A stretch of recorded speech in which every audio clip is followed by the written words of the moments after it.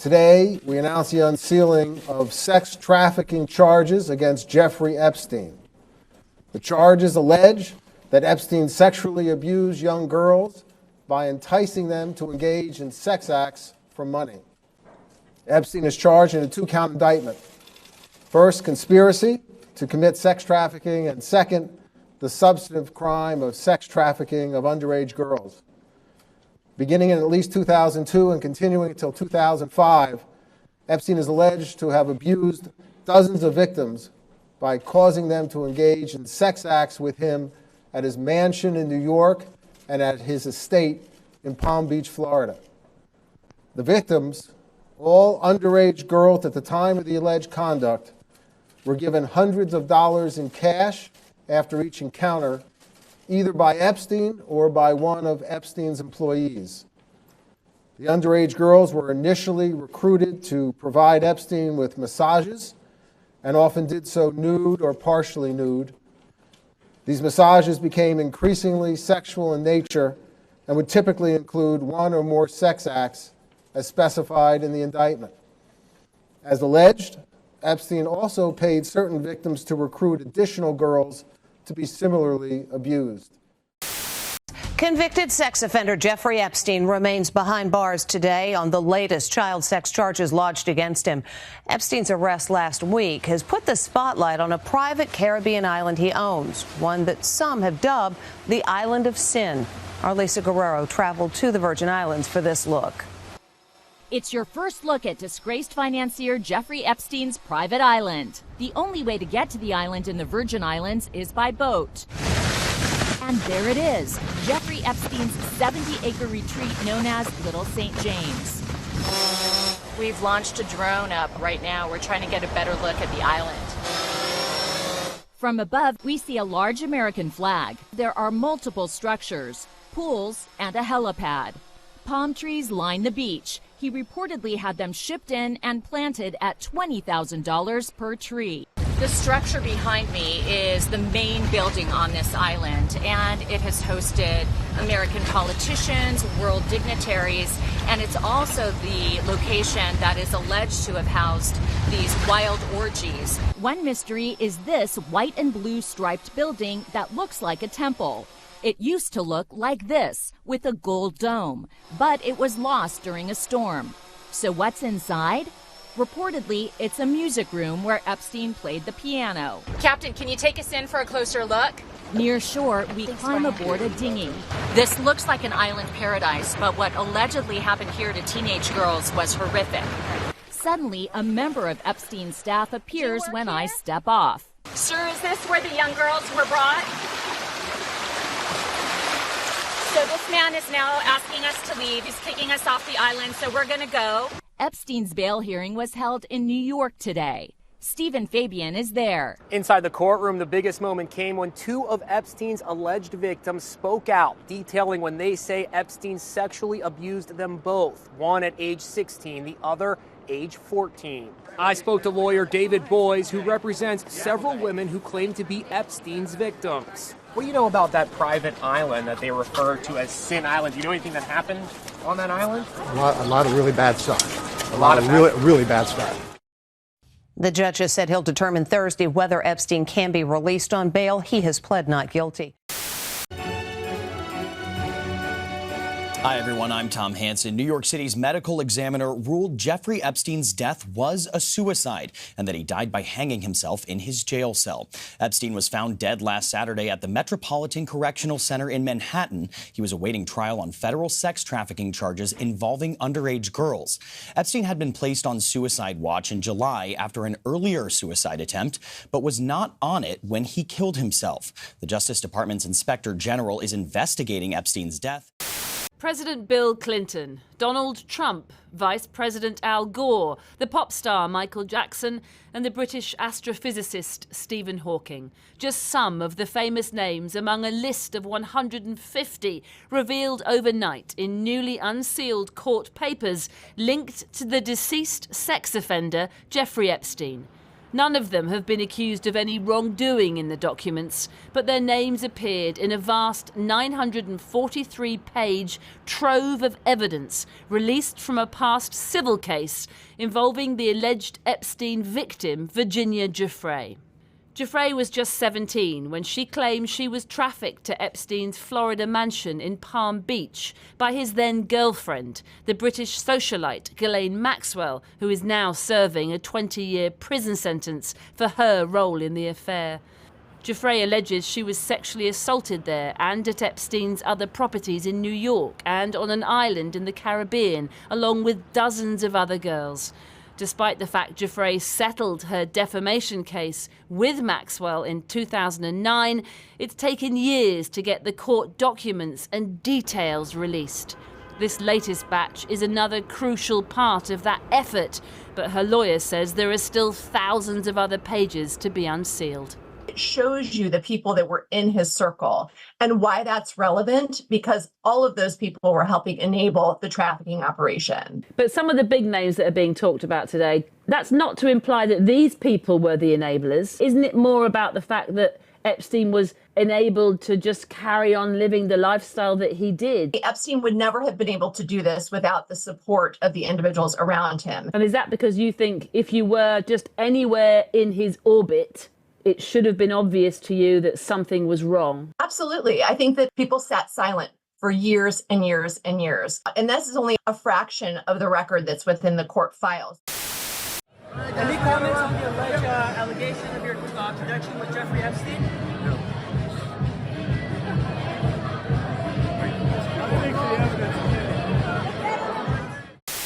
Hey, anybody else? Jeffrey Epstein is a terrific guy.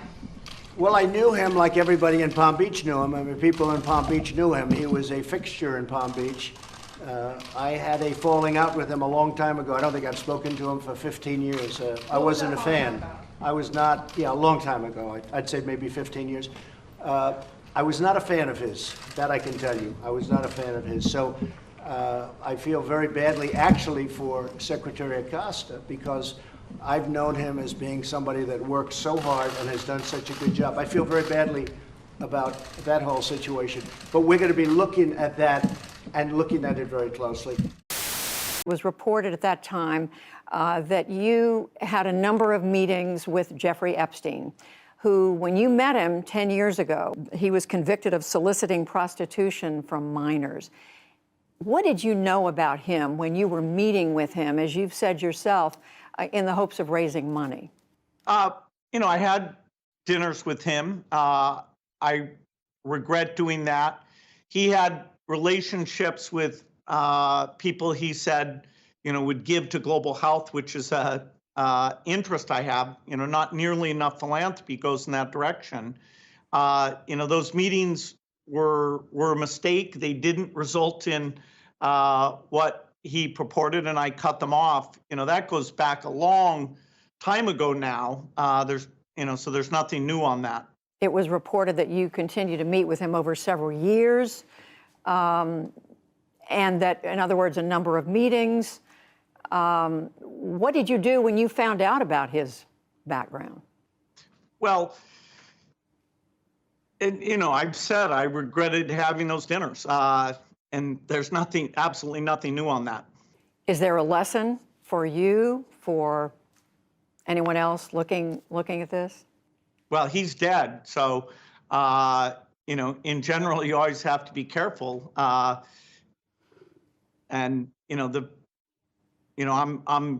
very proud of what we've done in philanthropy, very proud of the work of the foundation. That's what I get up every day and focus on. USA! USA! USA! USA! South Carolina is going to determine who the next president of the United States is going to be. You really are. You're the ones that sent Bill Clinton to the presidency, and you're the ones that sent Barack Obama to the presidency. And I have a simple proposition here. I'm here to ask you for your help. Where I come from, you don't get far unless you ask. My name's Joe Biden. I'm a Democratic candidate for the United States Senate. Look me over. If you like what you see, help out. If not, vote for the other guy. Give me a look, though, okay? That's all I've really got to say to you. I got 2 minutes and 30 seconds left. I'm looking at the clock down here. My name's Joe Biden. I'm a Democratic candidate for the United States Senate.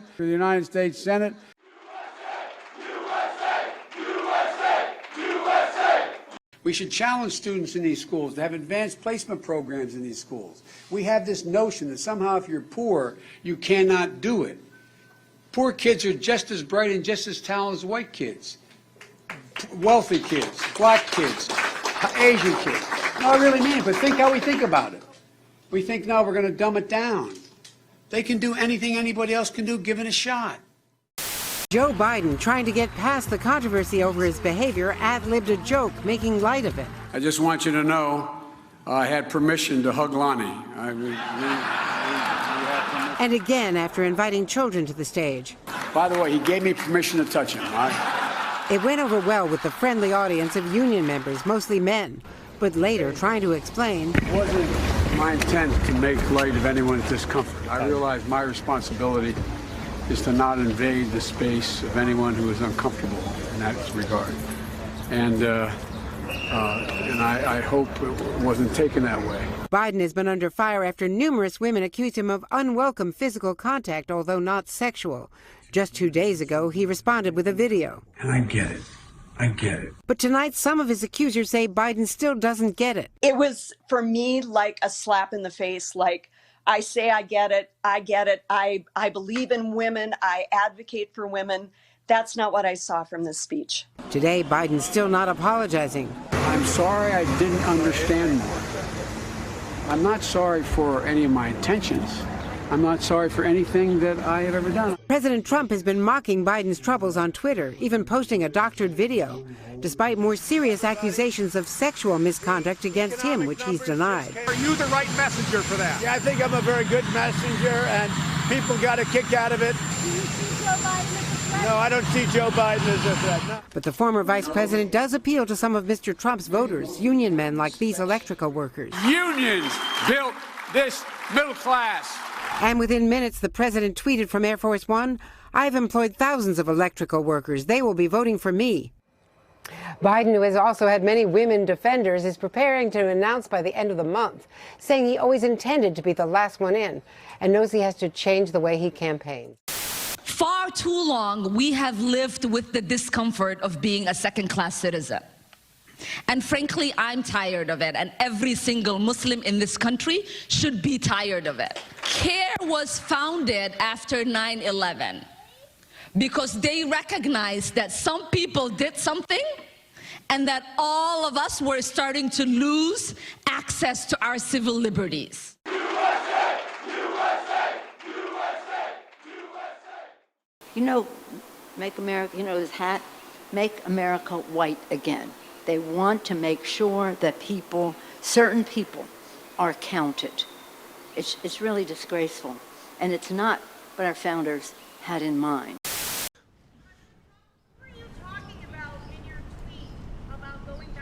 Well, I didn't mention names, and I didn't do that, but I will tell you, with our country, and I think everybody in this audience, these are great manufacturers, great workers in our audience, too. They brought a lot of their workers here.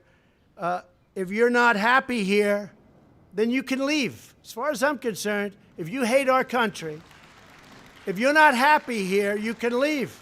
And that's what I say all the time. That's what I said in a tweet, which I guess some people think is controversial. A lot of people love it, by the way.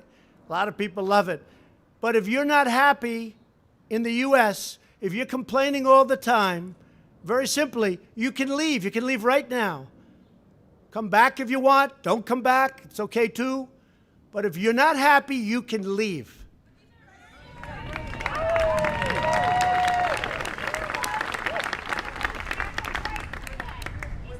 Well, that's just a very racist statement, somebody that would say that. So Speaker Pelosi said, make America white again. Let me tell you, that's a very racist statement. I'm surprised she'd say that. John, go ahead.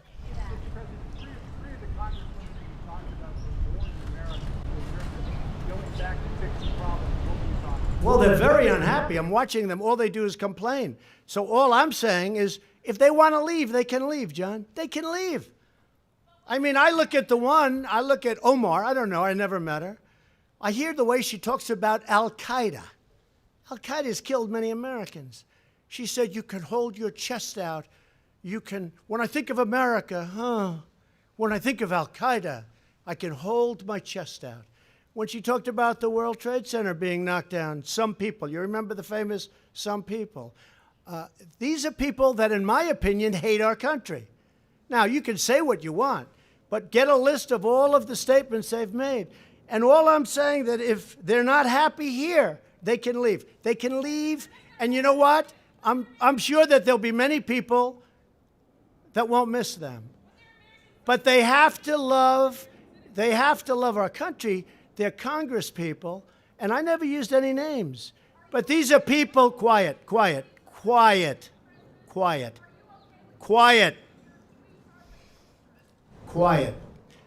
These are people that if they don't like it here, they can leave. And I don't know who's going to miss them, but I guess some people will. One of them is polling at 8%.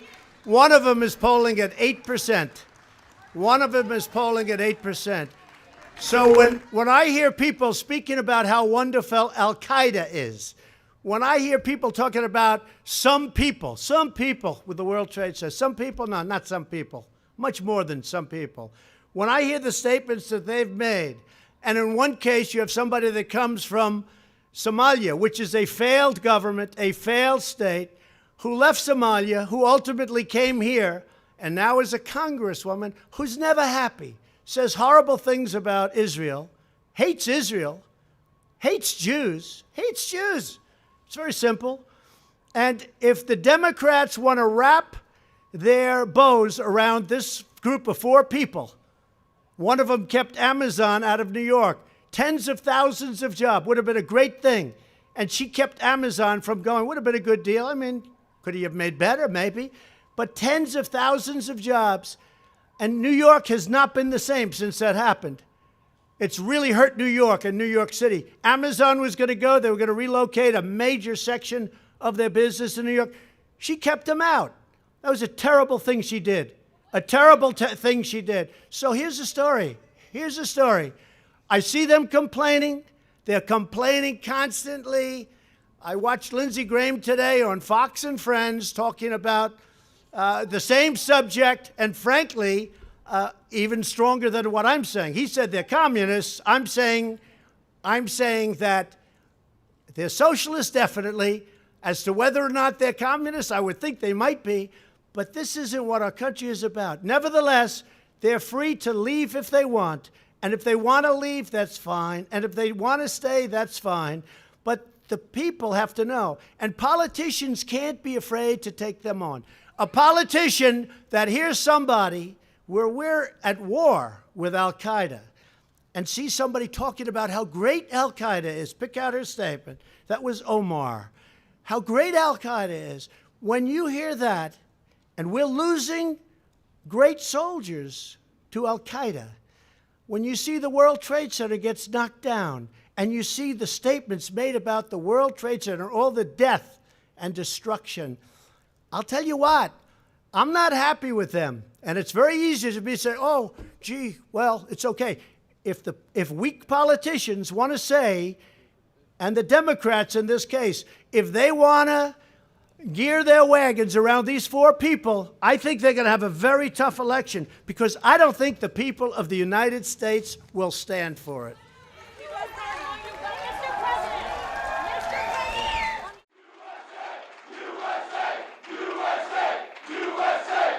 President Trump launching into a second week of attacks against 4 Democratic congresswomen, calling them weak and insecure.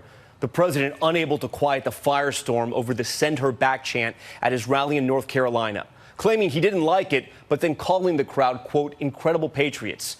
2 top Democrats today blasting President Trump as a racist or worse. Here's ABC White House correspondent Tara Palmieri. Tonight, President Trump back to his relentless attacks against 4 minority congresswomen, this time tweeting, I don't believe the 4 congresswomen are capable of loving our country. They are destroying the Democrat Party, but are weak and insecure people who can never destroy our great nation.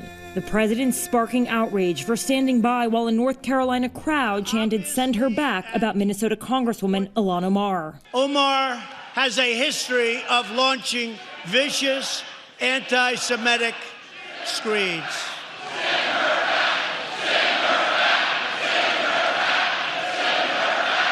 It was 1 week ago when the president tweeted that Omar and 3 other congresswomen should go back to where they came from, despite all being American citizens. Democrat and civil rights icon Elijah Cummings saying the tweet is a disturbing return to the past. Do you believe President Trump is a racist? I believe he is, yes, no doubt about it. For their part, those congresswomen say even if they disagree with the policies, they still love the country. We don't leave the things that we love. And when we love this country, what that means is that we propose the solutions to fix it. Tara Palmieri joins us now from New Jersey, where the president spent the weekend. As the war of words continues, another major story developing in D.C. Special Counsel Robert Mueller testifying before Congress on Wednesday, and top Democrats are signaling that they have a strategy to get more from Mueller than just what was in his report.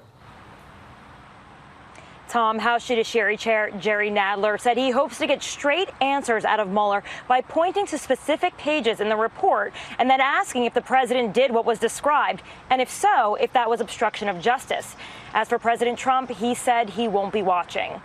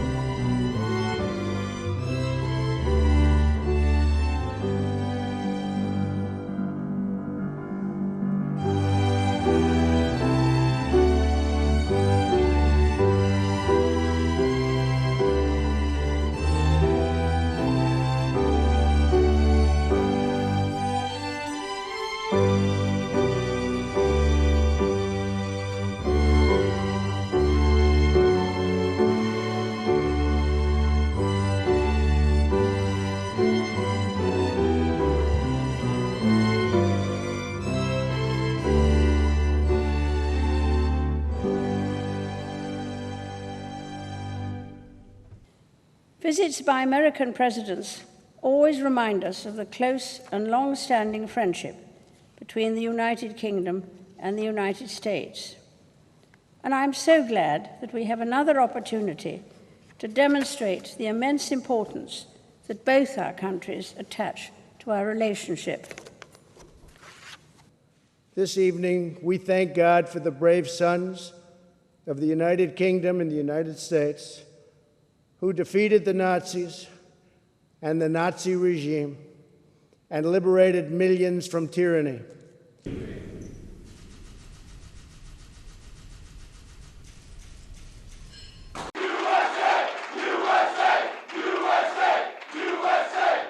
Now, North Korea's reckless pursuit of nuclear weapons and ballistic missiles threatens the entire world with unthinkable loss of human life. It is an outrage that some nations would not only trade with such a regime, but would arm, supply, and financially support a country that imperils the world with nuclear conflict. No nation on earth has an interest in seeing this band of criminals arm itself with nuclear weapons and missiles. The United States has great strength and patience, but if it is forced to defend itself or its allies, we will have no choice but to totally destroy North Korea. Rocket Man is on a suicide mission for himself and for his regime. The United States is ready, willing, and able, but hopefully this will not be necessary. That's what the United Nations is all about. That's what the United Nations is for. Let's see how they do. Tensions are escalating with North Korea in the wake of President Trump's UN address and his new executive order increasing sanctions.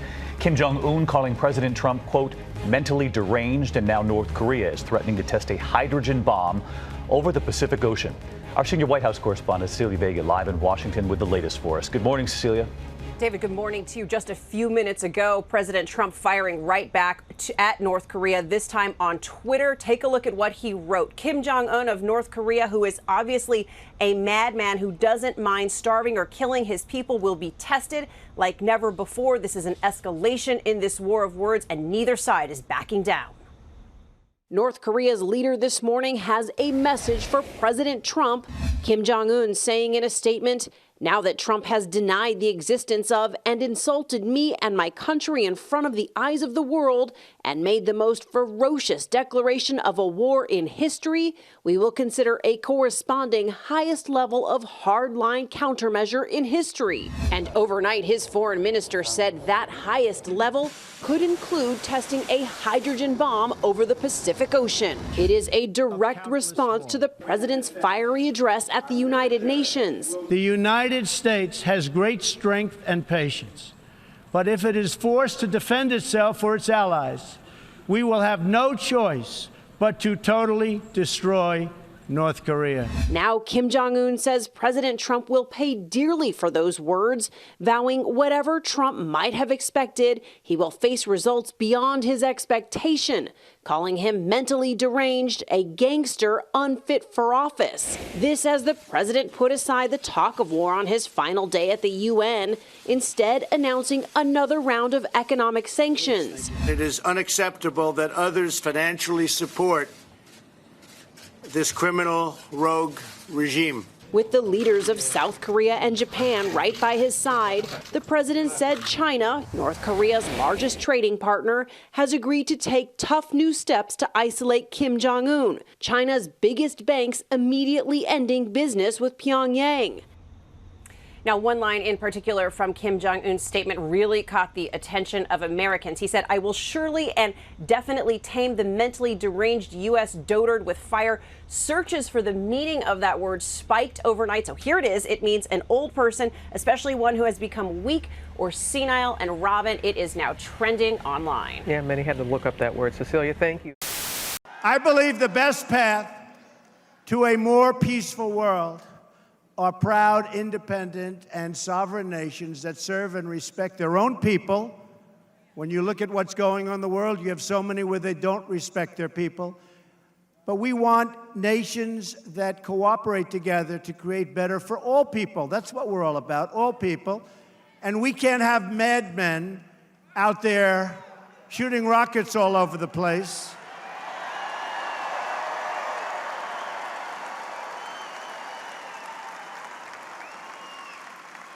And by the way, Rocket Man should have been handled a long time ago.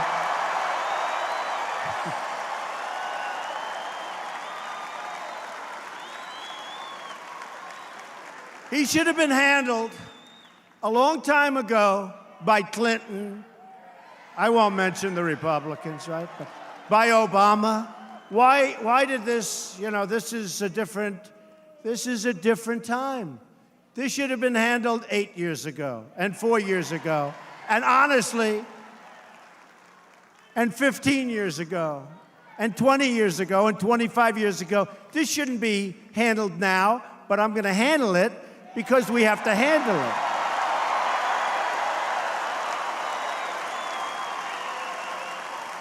it. Little Rocket Man, we're going to do it. because we really have no choice. We really have no choice. Now he's talking about a massive weapon exploding over the ocean, Pacific Ocean, which causes tremendous calamity. Where that plume goes, so goes cancer, so goes tremendous problems. And I want to tell you something, and I'm sure he's listening because he watches every word, and I guarantee you one thing, he's watching us like he never watched anybody before. That I can tell you. That I can tell you.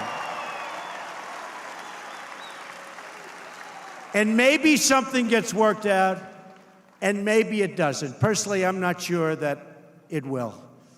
Other people like to say, oh, we want peace. You know, they've been saying for now 25 years, oh, we want peace, we want peace. And then he goes and just keeps going. Well, maybe something gets worked out, and maybe it doesn't. But I can tell you one thing, you are protected, okay? You are protected. Nobody's gonna mess with our people. Nobody is gonna play games. Nobody is going to put our people in that kind of danger. Nobody.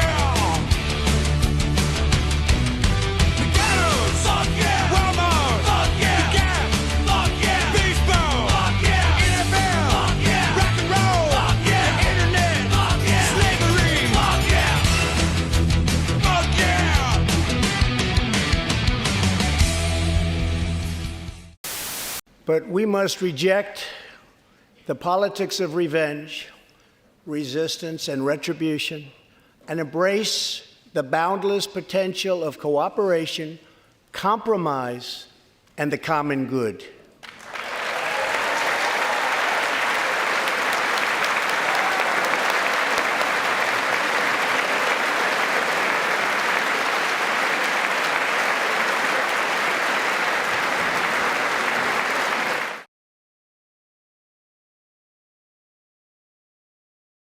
You know, it truly is remarkable how obsessed he remains with me. Nothing has been more examined and looked at than my emails. We all know that. So he's either lying or delusional or both. Maybe there does need to be a rematch. I mean, obviously, I can beat him again.